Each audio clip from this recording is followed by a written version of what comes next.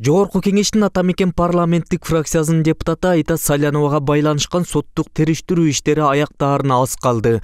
Мамлекеттик айыптоочулар оппозициячыл депутатты 8 жылга эркинен ажыратуу жана үй мүлкүн конфискациялоону сурады. На основании изложенного просим суд признать Салянову Аиду Жеңишбековну виновной в совершении преступления, предусмотренного частью 4 статьи 304 УК Кыргызской Республики, и назначить наказание в виде лишения свободы сроком 8 лет с отбыванием колонии для осужденных женщин с конфискацией.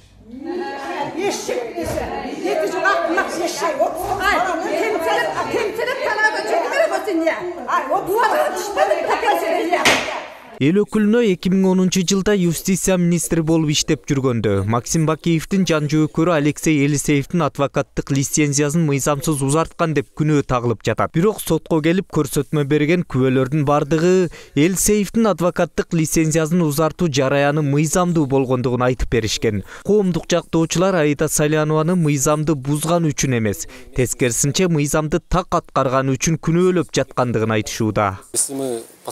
Ишке үңүлүп карай турган болсок, Айда Жеңишбековнага кылмыш иши мыйзамсыз козголгон. Тергөөнүн тыянагында Салянованы Елисеевдин соттолгондугуна карабай лицензиясын жандандырган деп айтылып жатат. Эскерте кетсек, 2010 жылы Алексей Елисеевке эч кандай кылмыш иши козголгон эмес. Мындан улам Айда Салянова Елисеевдин лицензиясын узартууда мыйзам бузган эмес. И следствие это мотивирует, что Судья Кубанычбек Касымбеков жарыш сөзгө чыккан коомдук жактоочуларга аз убакыт берип, ал тургай алардын сөзүн бөлүп, соттук процессти тездетүүгө аракет кылууда. Натыйжада сот жүрүшүндө нааразычылыктар айтылды. Уважаемый суд, я здесь нахожусь для того, чтобы не ваше время блюсти рабочее, а для того, чтобы защищать свою подзащитную, понятно? А ваше время меня не волнует. Я буду продолжать. Пожалуйста, пожалуйста, не перебивайте меня. И не заставляйте меня скандалить на ровном месте с вами. Пожалуйста. Я сюда не скандалить пришла защищать. Рабига Садыкова жарыш сөз максатына жетпей жатканын айтып, бул үчүн прокуратура кызматкерлерин жана соттун өзүн айыптап, судьяга ишенбөөчүлүк көрсөтөөрүн билдирди. Муну Айта Салянова да колдоп, судьядан буга чейин жарыш сөздү айтасыңар деген убадасына туруп, коомдук жактоочулар менен адвокаттарга сөзүн аягына чыгарууга мүмкүнчүлүк берүүнү сурады. Мамлекеттик айыптоочулар коомдук жактоочу прокурорлордун жеке абийирине чейин асылып жатат деген жүйөө менен аны иштен четтетүүнү өтүнүштү. Ошондой эле алар сотко ишенбөөчүлүк көрсөтүү тууралуу жактоочу тараптын демилгесин четке кагууну сурашты. Ал арада эки тараптын ортосунда айтыш орун алып, ага сотто катышып жаткан акыйкатчы Кубат Оторбаев да аралашууга аргасыз болду. Тергөөнүн сапаты жөнүндө айтылат. Соттун сапаты жөнүндө айтылат. Не по существу.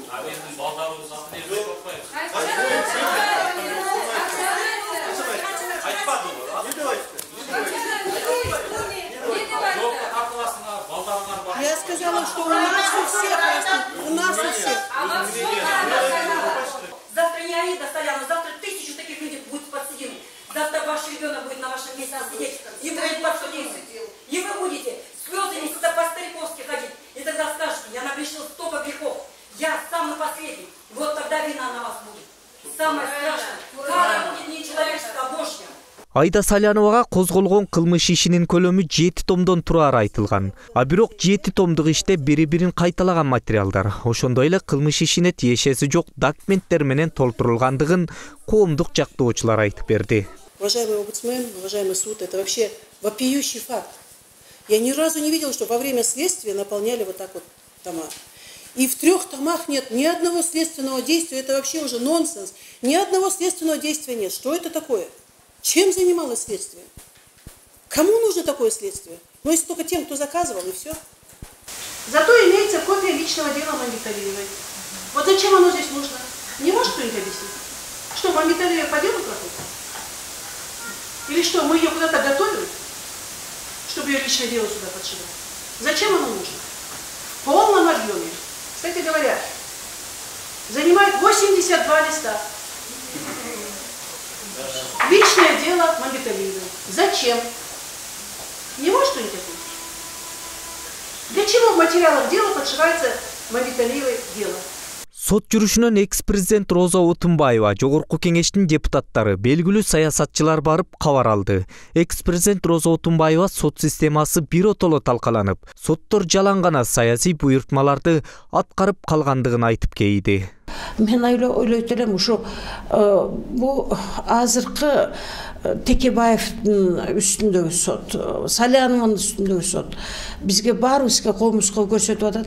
Ушу сот дегендин Акшмалтай такыр чыгыптыр да. Такыр мына. Бул сот дегенибиз ушунчалык мына адилетсиз закон дегенди мына кенебеген. Бул сот чынында бул саясий өчүн алып аткан эле бир буйрутманы аткарып аткан процесс болуп атат. Бул мындай бир сырттан сот залына келген киши дароо эле ошону көрөт эле. Жактоочулар жарыш сөзүн аяктап, кийинки отурумда айыпталуучу Саляновага акыркы сөз берилери күтүлүүдө. Буга чейин судья Кубанычбек Касымбековго 10дон ашык ишенбөөчүлүк көрсөтүлүп, бирок алар четке кагылган. Андыктан жактоочулар соттун адилет чечим кабыл алышынан күмөн санашууда.